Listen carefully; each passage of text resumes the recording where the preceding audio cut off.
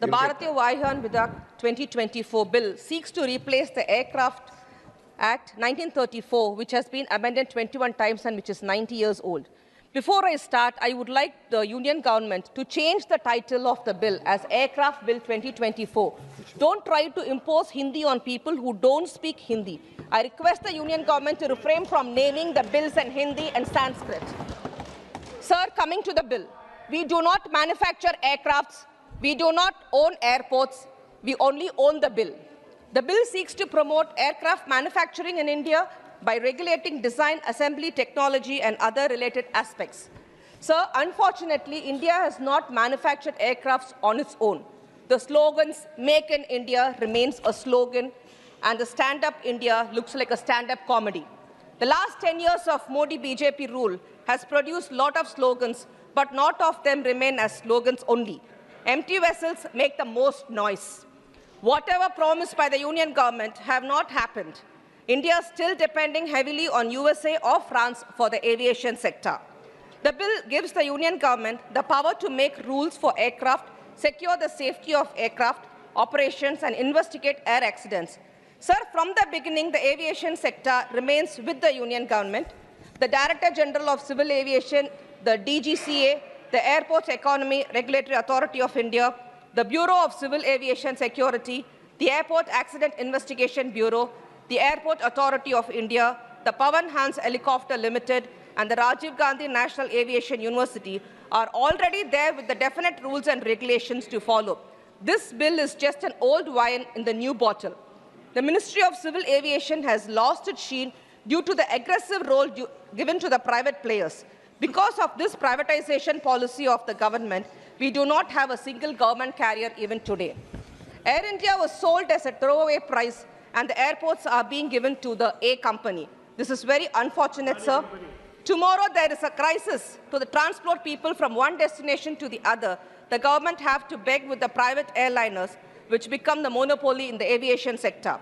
At the moment, only our President of India and Prime Minister are the two people who have the luxury of traveling by their own government aircrafts. All others are dependent on the private carriers for their air travels. So drones, they have become included, but the increased use of drones will raise new social concerns about privacy and surveillance. The Act does not provide sufficient safeguards. Drones are being used in several other areas like medicine, disaster management, land survey, and surveillance, as well as film and entertainment industry, and for the general documentation.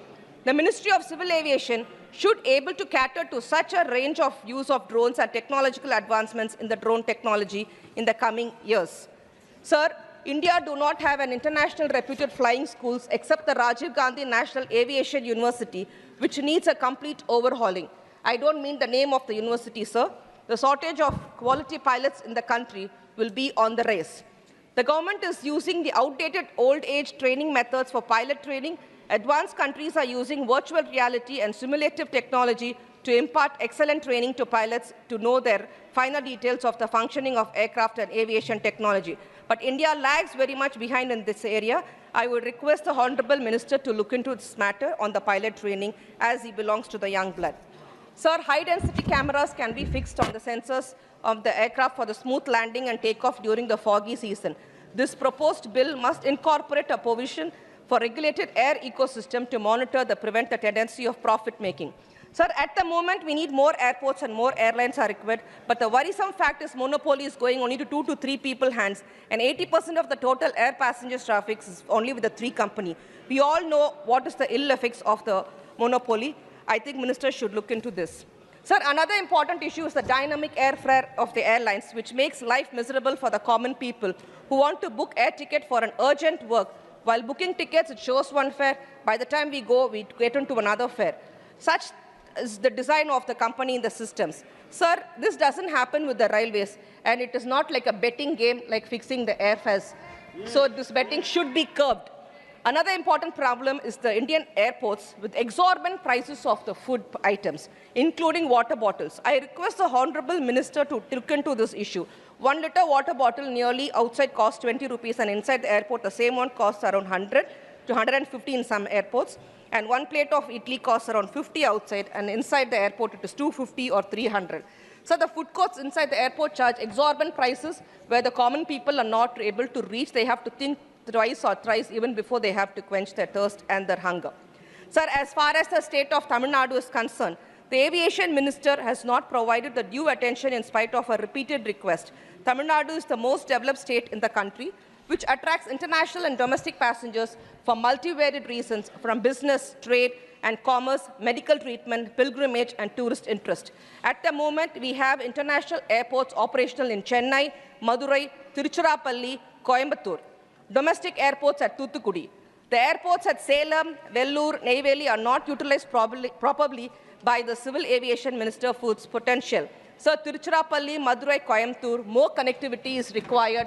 More so Tiruchirappalli, which was recently inaugurated with such a huge space, we require direct flights from Trichy to Delhi to connect many people, sir. Our Honorable Chief Minister of Tamil Nadu, Thalapathy M.K. Stalin, has announced the desire for Tamil Nadu government to establish an international airport at Hosur. The union government should take up the matter immediately to take all possible steps to establish an international airport at Hosur. There is a huge potential in Tamil Nadu for the introduction of air taxis connecting the Tier 2 and 3 cities as well as with Chennai. Therefore, I request the Union Minister of Aviation to take necessary steps to operate the air taxi services in Tamil Nadu. Thank you, sir.